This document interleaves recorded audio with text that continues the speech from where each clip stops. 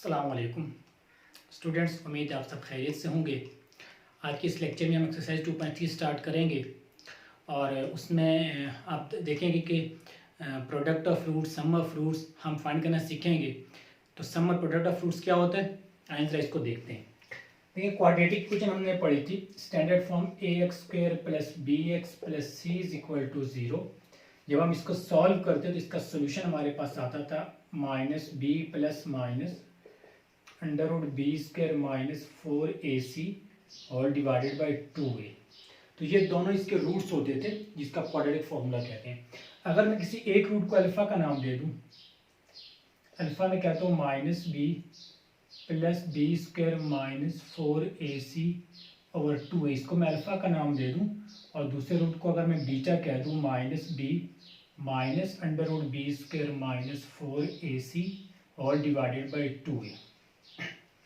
अगर इस एक रूट को मैं और एक को बीटा का नाम दूं, तो इन दोनों का जो सम होगा अल्फा प्लस बीटा, तो सम हमारे पास कुछ यूं बन जाएगा, alpha plus beta -b + b² - 4ac divided by 2। Alpha की वैल्यू आ गई प्लस बीटा की value -b b² - 4ac divided by 2a। ठीक है, 2a आ जाएगा एलसीएम, तो ये -b + √b² - 4ac -b - √b² - 4ac। ये प्लस वाला ये माइनस वाला फैक्टर कैंसिल हो गया, तो -b और -b आ जाएगा -2b ओवर 2a, 2 से 2 कैंसिल, तो ये आ गया -b ओवर a। तो ये बन गया सम ऑफ रूट। ठीक है, तो सम ऑफ रूट हमारे पास क्या होता है, -b ओवर a। आप इसको यूं भी कह सकते हैं, -b ओवर a का मतलब इस इक्वेशन हमारे पास ये होती है ax² + bx + c = 0। तो आप कह सकते हैं minus coefficient of x divided by coefficient of x²। तो ये सम ऑफ रूट कहलाता है। ठीक है, इसी तरह प्रोडक्ट ऑफ रूट्स में दोनों को मल्टीप्लाई कर दें, तो -b + b² - 4ac divided by 2a और -b - b² - 4ac divided by 2a।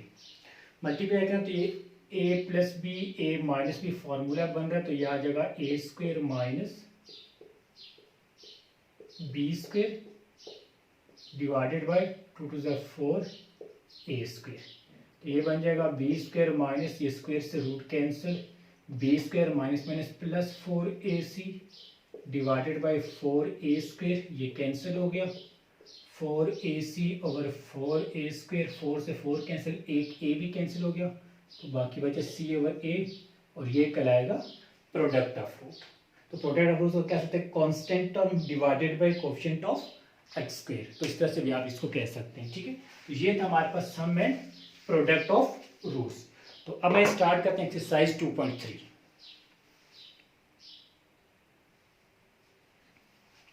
Okay, तो एक्सरसाइज 2.3 क्वेश्चन नंबर 1 है हमारा, without solving find the sum and the product of the roots of the following quadratic equation.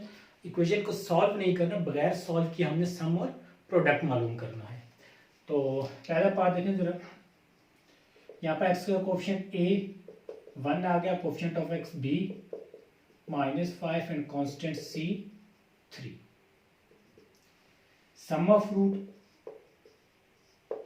क्या होता था,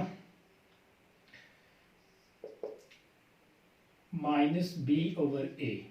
ठीक है, ये आ जाएगा -b की वैल्यू -5a1, तो ये आ जाएगा 5। उसके बाद प्रोडक्ट ऑफ रूट्स का p कह सकते हैं, तो होता है c ओवर a, c था 3a1, तो ये आ जाएगा 3। यहाँ पर देखें, इसमें भी उसी तरह से a मेरे पास आ जाएगा 7, b आ गया -5m, coefficient of x b और कांस्टेंट c आ जाएगा 9m। ठीक है, तो सम ऑफ रूट के लिए क्या होता था, -b ओवर a, -b कितना था -5m, a आ गया 7, तो ये आ जाएगा 5m over 7। And product of roots p किसके इक्वल है, c ओवर a के, ये फॉर्मूला लिखे हैं प्रोडक्ट एंड सम। तो c मेरे पास है 9n और A 7, तो ये प्रोडक्ट ऑफ रूट्स आ गया।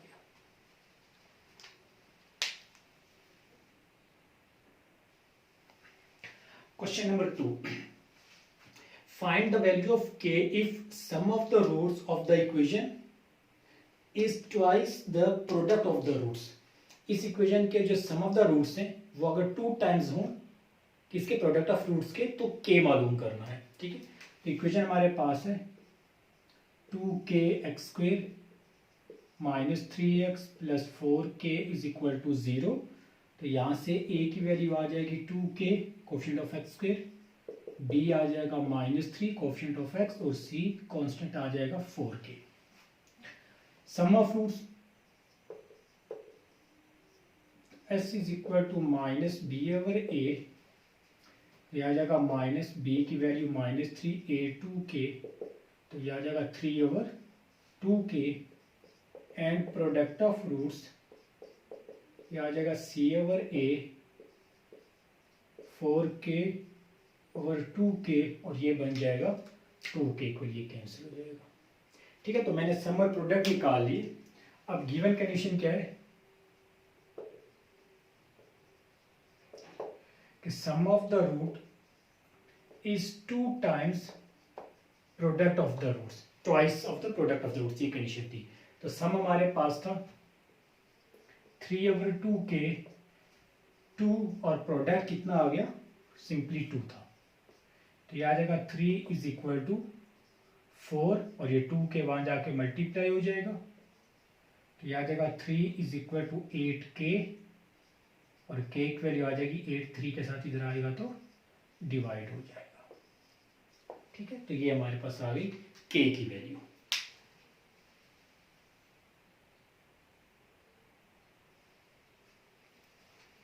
Question number 3, again find k, फिर से k मालूम करना। If sum of the square of the roots of the equation is 2, अब the sum of the square of the roots, यानी कि जो रूट्स है उनके स्क्वायर का सम 2 के इक्वल है।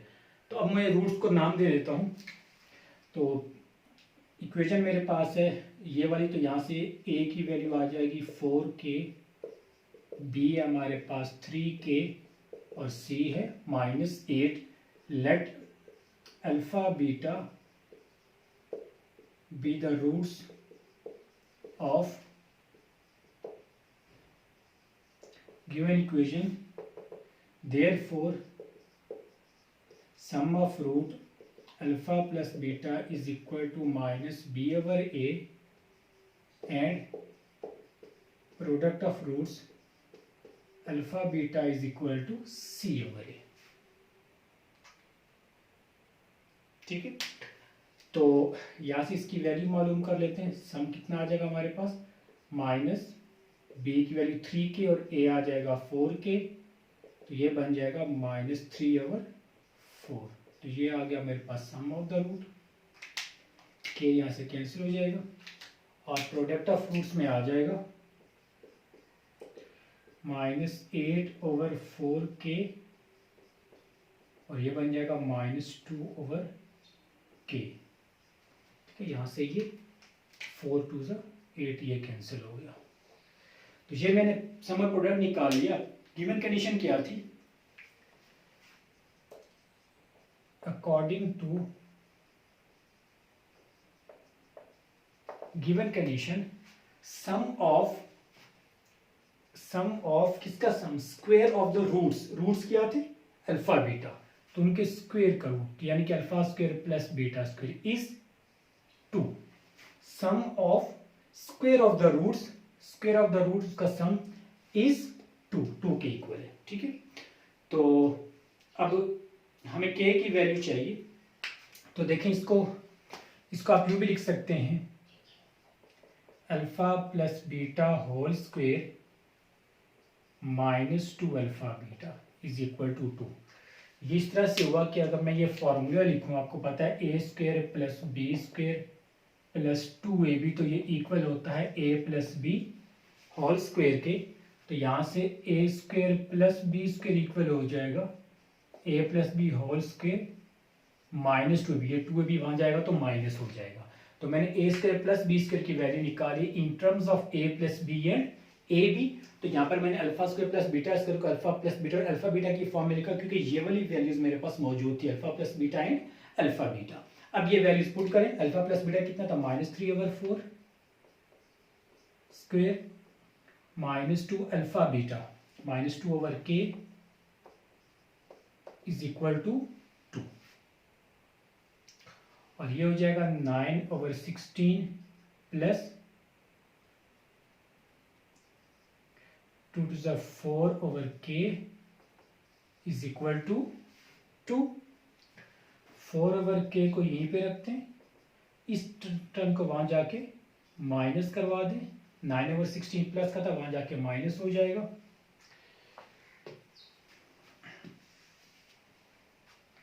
और ये हमारे पास कुछ यूं आ जाएगा 4/k इज इक्वल टू, इसके नीचे 1 लगा लें तो ये एलसीएम बन जाएगा 16 और क्रॉस मल्टीप्लाई तो ये आ जाएगा 32 - 9, ठीक है। तो 4/k इज इक्वल टू 32 - 9 23/16, इसको इन्वर्ट कर दें, k/4 हो जाएगा 16/23, 4 वहाँ जाके जब मल्टीप्लाई होगा तो ये हो जाएगा 64/23, ठीक है। तो ये k की वैल्यू आ गई।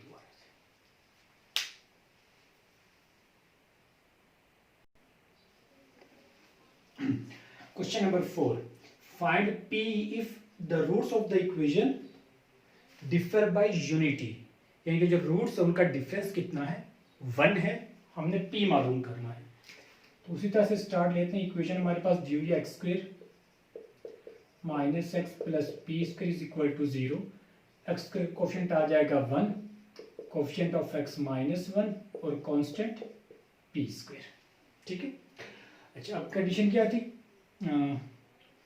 डिफरेंस हमारे पास 1 है, तो अगर मैं एक रूट को अल्फा कहूँ तो दूसरा रूट क्या हो जाएगा अल्फा -1 या अल्फा +1, यानी कि दोनों का डिफरेंस 1 होना चाहिए।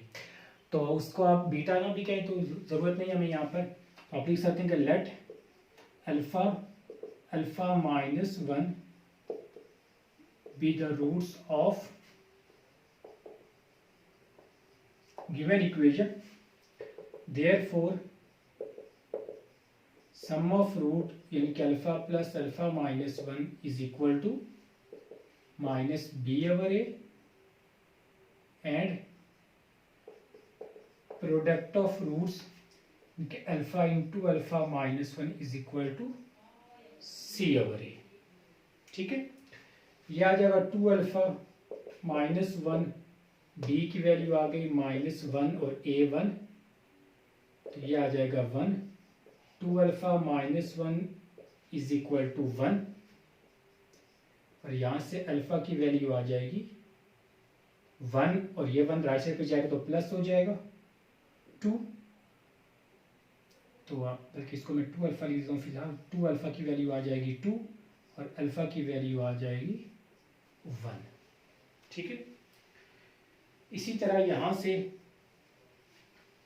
इसमें भी वैल्यूज पुट करें, तो अल्फा की जब मैं लिख दूँ 1 -1 इज इक्वल टू c कितना था p² और a की था 1, तो ये हो जाएगा 0 इज इक्वल टू p² और this implies that p is equal to 0, ठीक है। इसको फिर से समझना जरा, x का कोफिशिएंट a1 आ गया, coefficient of x -1, constant p² आ गया, अल्फा माइनस मैंने अल्फा बीटा भी अल्फा -1 इस वजह से लिया कि उसने मैं पहले बता दिया कि रूट्स का जो डिफरेंस है वो 1 है, यानी कि यूनिटी है, तो अल्फा में से मैंने क्या दिया, तो ये सम आ गया, ये प्रोडक्ट आ गया, तो यहाँ से मुझे अल्फा की वैल्यू मिली, यहाँ पर पुट की तो p की वैल्यू आ गई।